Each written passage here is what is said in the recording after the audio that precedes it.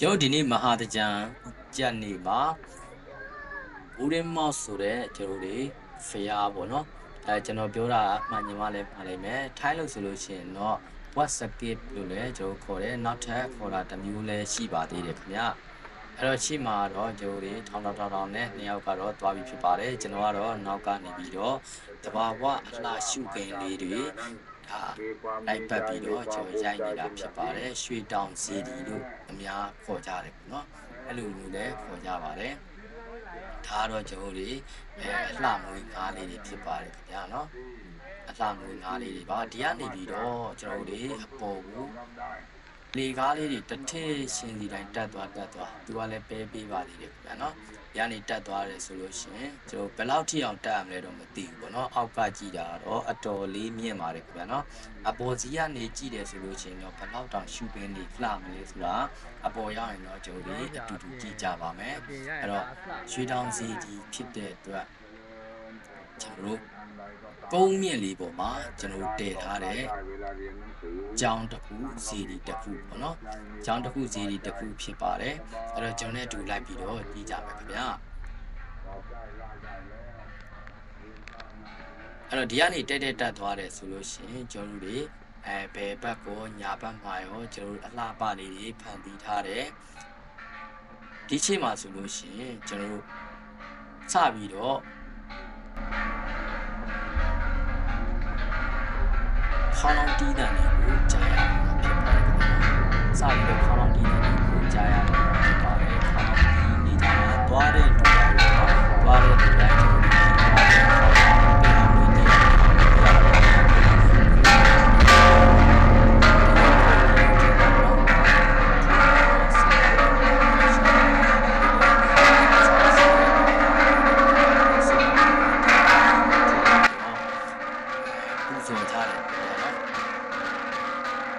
ဆိုလို့ရှိရင်အားရပါရပေါင်းကြီးကိုထုနေပါပြီခင်ဗျ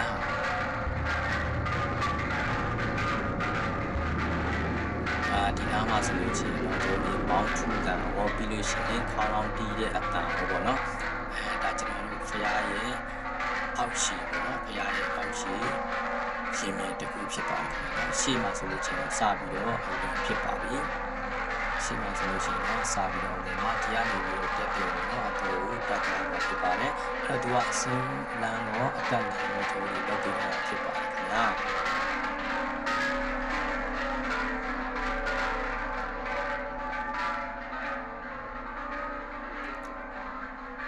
ပထမဦးဆုံးကြိမ်ရောက်ပြီးတာဖြစ်တဲ့အတွက်ကျွန်တော်လည်း like ပတ်ပြီးတော့ရိုက်လိုက်ပေါ့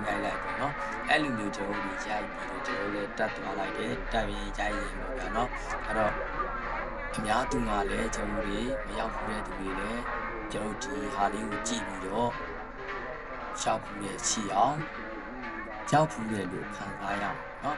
ဒီလိုမျိုးလေးကျွန်တော်ရည်ရွယ်ပြီးတော့ရိုက်ထားတာဖြစ်ပါတယ်ကိုလည်းဒါပထမဦးဆုံးအချိန်ဖြစ်ပါတယ်ခင်ဗျာ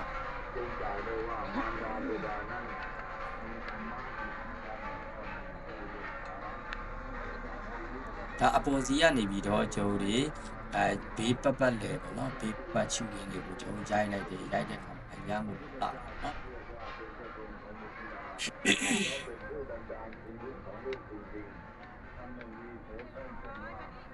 ကျွန်တော်သွားတဲ့အချိန်ဆိုလို့ရှိရင်ဒါဖျားရောက်တော့ကျွန်တော်တို့17လောက်တော့ဖြစ်သွားပြီပေါ့နော်17နာရီလောက်တော့ဖြစ်သွားပြီကျွန်တော်ဒီကသွားတော့ပေါ့နော်ဒီကသွားတာတော့ကျွန်တော်10နာရီလောက်သွားတယ်ဖျားကိုရောက်တော့17နာရီဆုံးပေါ့နော်ဒီလောက်တော့ရှိသွားပြီခင်ဗျနေတော့ပူတယ်ခင်ဗျနေပူပေမဲ့လည်းဖျားဖူးခြင်းနဲ့စိတ်ကြောင့်ကျွန်တော်တို့အပေါ်ကိုရောက်အောင်တဖြည်းဖြည်းနဲ့ကျွန်တော်တို့တက်သွားပါတယ်ခင်ဗျအရန်ကြီးတော့လည်းမပင်ပန်းပါဘူးเนาะจะพูดถึงการปฏิบัติဟုတ်ကဲ့ပါဒီကနေတဖြည်းဖြည်းနဲ့ကျွန်တော်တို့တက်သွားမယ်ဆိုလို့ရှိရင်တဖြည်းဖြည်းနဲ့တက်သွားမယ်ဆိုလို့ချင်းကျွန်တော်ဘယ်ကိုရောက်မလဲဆိုလို့ရှိရင်ဒီဇီဒီရဲ့မုံဝါပေါ့နော်ဇီဒီရဲ့မုံဝါကိုရောက်မှာဖြစ်ပါတယ်ဇီဒီရဲ့မုံဝါကိုရောက်တယ်ဆိုလို့ရှိရင်ကျွန်တော်တို့အထဲမှာသင်္ကန်းတွေလည်းကတ်လို့ရတယ်ပန်းတွေလည်းကတ်လို့ရတယ်ပြီးလို့ရှိရင်စီမီတွေလည်းပူဇော်လို့ရတယ်ပေါ့နော်အဲအထဲမှာဆရာတော်တွေလည်းရှိပါတယ်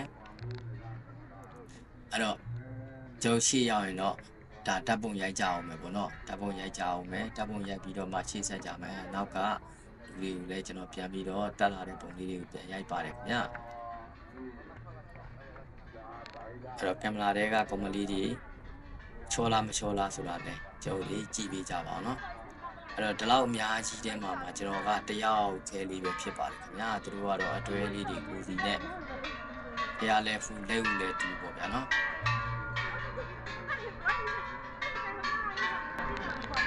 ဒီမှာဆိုလို့ရှိရင်ကျွန်တော်တို့ခေါင်းလောင်းလေးတွေတစ်ခါထပ်ပြီးတော့တီးလို့ရပါသေးတယ်နော်။ဒါဆိုလို့ရှိရင်ခေါင်းလောင်းလေးတွေတီးလို့ရသေးတယ်ဒီခေါင်းလောင်းလေးတွေတီးသွားပြီဆိုလို့ရှိရင်ဖျားရဲ့ဘုတ်ပါနော်။ကျောင်းပါဒါလေးကိုတောက်ပါဖြစ်ပါတယ်။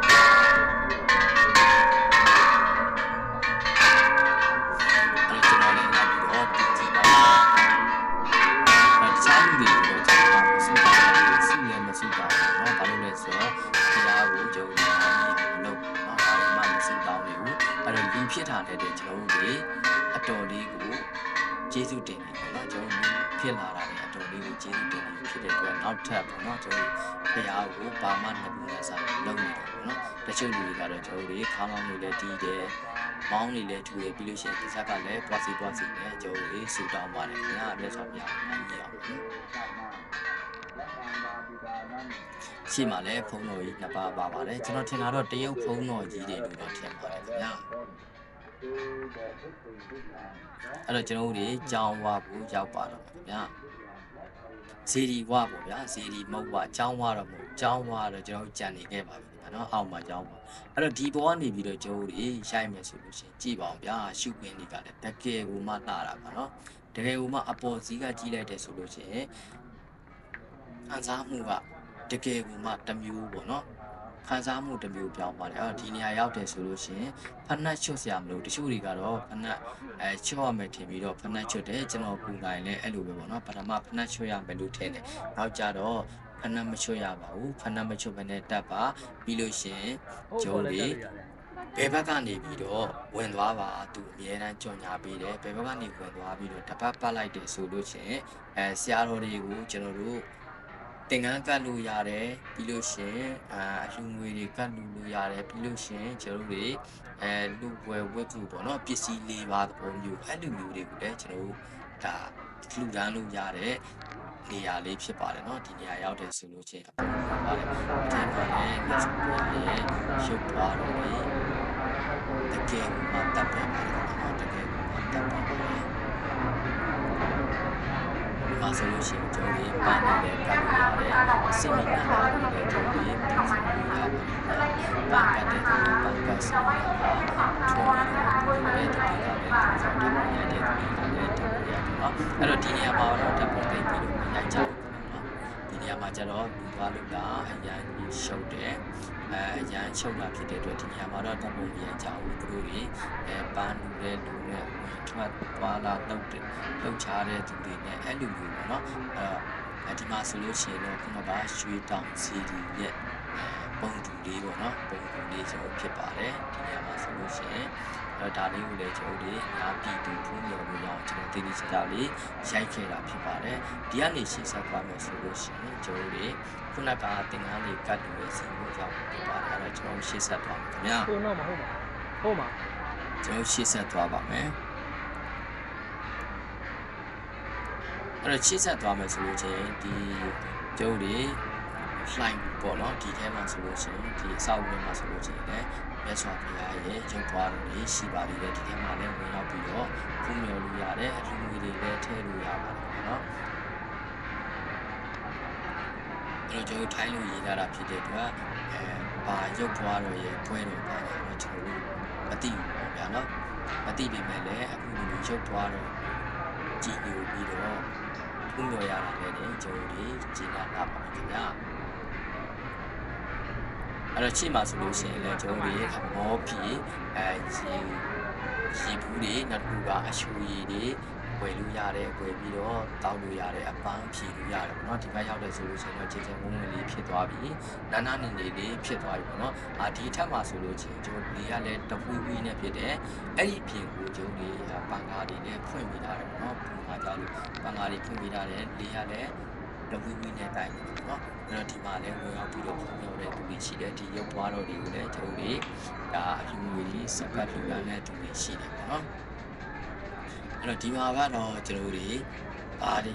စုတောင်းနေတော့မသိပါဘူးเนาะဒီမှာဆိုလို့ရှိရင်လည်းအဲ့လိုမျိုးတုတ်တိုင်လေးတွေကို plug ပြီးတော့ကျိုးတွေကန်စာတာရွေးတာလားပါလားတော့ကျွန်တော်လည်းမသိပါဘူးเนาะအဲ့တော့ကျွန်တော်ကိုယ်တိုင်လည်းကျွန်တော်ပြန်ပြီးလို့ကျွန်တော်မလောက်တာဖြစ်တဲ့အတွက်ကျွန်တော်ကိုယ်တိုင်လည်းမသိပါဘူးဖောက်တဲ့လူတွေကတော့ခလောက်နေပါည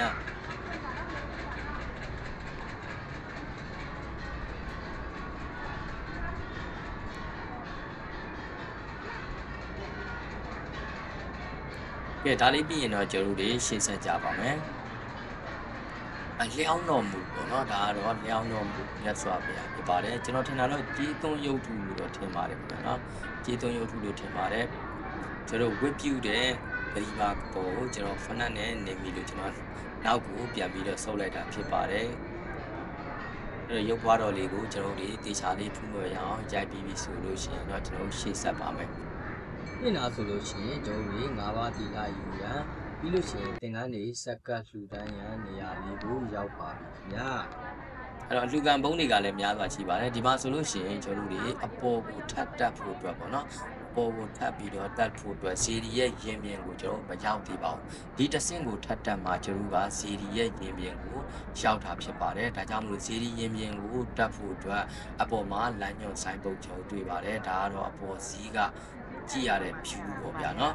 ပေါ်စီကကြည့်ရတဲ့ view ဖြစ်ပါတယ်အဲကျွန်တော်တငယ်ချင်းအတွေ့ကတော့ရှေ့ကနေထောင်းနဲ့သူကတော့သွားပါတယ်အဲအပေါ်ရောက်တယ်ဆိုလို့ရှိရင်ဒီလေကားကိုတက်တဲ့အခါမှာကျွန်တော်တို့တတိတွေတော့နည်းထားရတယ်ဘာလို့လဲဆိုတော့အရက်အရန်မြင့်တဲ့သူတွေဆိုလို့ရှိရင်တော့ခေါင်းတိုင်းပြီးတေးချရတယ်ပေါ့နော်အဲကြောင့်မလို့ဒီနေရာလေးကိုရောက်တယ်ဆိုလို့ရှိရင်တော့ခေါင်းလေးငုံပြီးတော့တတိလေးနဲ့တက်ပါခင်ဗျာနော်အရက်နှိမ့်တဲ့သူတွေကတော့ဘာမှမဖြစ်ပါဘူးအရက်မြင့်တဲ့သူတွေကတော့တတိထားရမှာဖြစ်ပါတယ်ဟုတ်ကဲ့ပါဒါဆိုလို့ရှိရင်တော့ကျွန်တော်တို့ရွှေတောင်စီဒီရှင်ပြင်းတော်ကိုရောက်ပါပြီခင်ဗျာရှင်ပြင်းတော်ကြီးကိုရောက်ပါပြီ။အိုးတကယ်ကိုမှကျွန်တော်တို့စိတ်ကိုကြည်လင်အေးမြပြီးတော့လန်းဆန်းသွားတယ်ခင်ဗျာနော်ဒီရှင်ပြင်းတော်ကြီးကိုရောက်တဲ့အခါမှာပေါ်စီကနေပြီးတော့လူတွေကြည့်တဲ့အခါမှာရှုခင်းတွေကလည်းအရန်ကိုလာတယ်။လေကလည်းကျွန်တော်တို့ဖြတ်လေးဆူပေမဲ့ပေါ့နော်ဖြတ်လေးလူထင်ထားပေမဲ့နေကလည်းအရာပဲဒါပေမဲ့ကျွန်တော်တို့အပေါ်ကဖြစ်တဲ့အတွက်လေကလည်းတဝီဝီနဲ့တိုက်နေတယ်ပေါ့နော်ဒါကြောင့်မလို့ထင်သလောက်ကြီးတော့ကျွန်တော်တို့မပူပေါ့နော်ထင်သလောက်ကြီးတော့မပူအဲ့တော့ဒီဇီဒီကိုကျွန်တော်တပတ်ပတ်ပြီးတော့ပြပေးပါမယ်ဇီဒီမှာကျွန်တော်တို့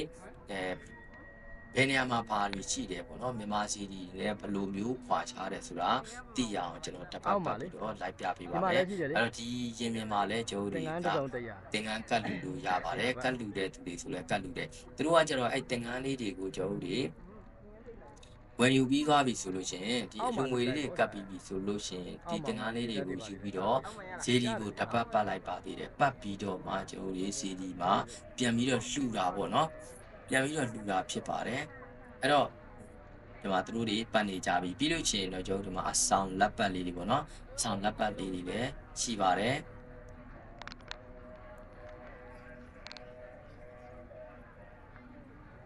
တကယ်ကိုမှတတ်ပဲပါတယ်ခင်ဗျာနော်ဒါပထမဦးဆုံးချိန်ကျွန်တော်လည်းရောက်ပြီးတာဖြစ်တဲ့အတွက်လိုက်ပြီးတော့ဘုရားလိုက်ပတ်ကြည့်နေတာဖြစ်ပါတယ်